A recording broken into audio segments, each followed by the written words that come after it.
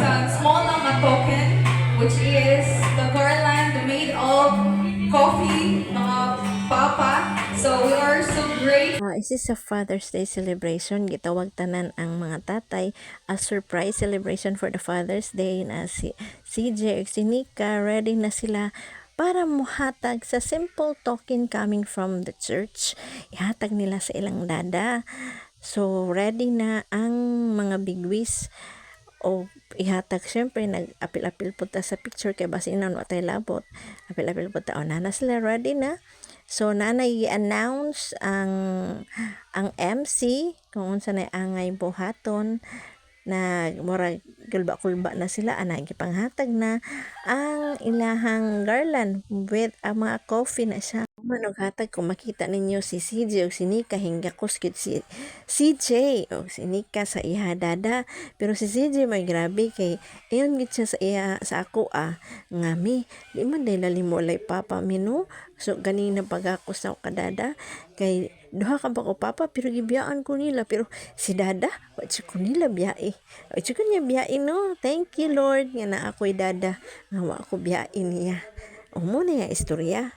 Well, nag-relax ang tanan, nahatagan na sa garland ang mga tatay, gikantahan sila sa singer sa atong church. So gitsuri-suri na ko ang video para makitaan po niya si Arjan tuod na hinungdan nga naka simba po mi ganina kay dito tayo manimba kay si Jimmy giatake sa UTI niya ako sakit ako poson, pero si Arjan nagsigulat sa mo ang manimba so ni simba mi. And then surprisingly naa di ay celebration sa Father's Day. Kung makita niyo si Jimmy naghilak gid sa taon sa video ani, so mo na ako gi-focus siya kay naghilak siya kay lakon ba nako tanan naman lang maghilak naman lang ko pirmi. So naghilak siya nga nalipay siya nga bisan sa iyahang feeling niya irresponsible siya nga amahan sa una, pero sa iyang mga apo nakita niya nga responsable gid ay maabot gid ang panahon nga kinahanglan jud ka nga ma-responsible sa imuhang gihimo nga task nga gihatag sa Ginoo.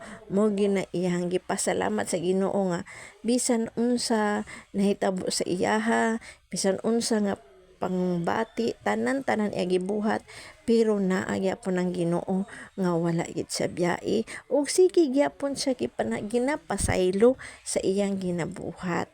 So karon medyo gahilak-hilak siya kay di na gid daw niya makaya ang sakit nga sa iyang nabuhat sa una. So congratulate na sila sa mga tatay nga congratulations sa atong journey nga dili lalim.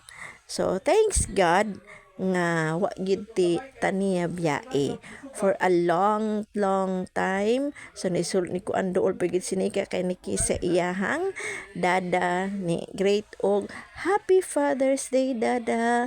So tanan nandool og syempre mo apil pud tag dol mo kiss pagid ta na blurred pagid o kiss kita no kay para mi tag Father's Day pud taro di ba? So happy ang tanan for this day.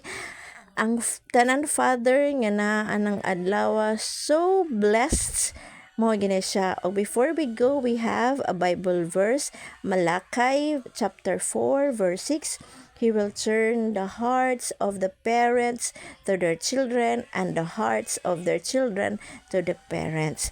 Love your children kay para paabot sa panahon ilove po kanila. Dira takutob. Happy Father's Day everyone. To God be all the glory. Bye bye.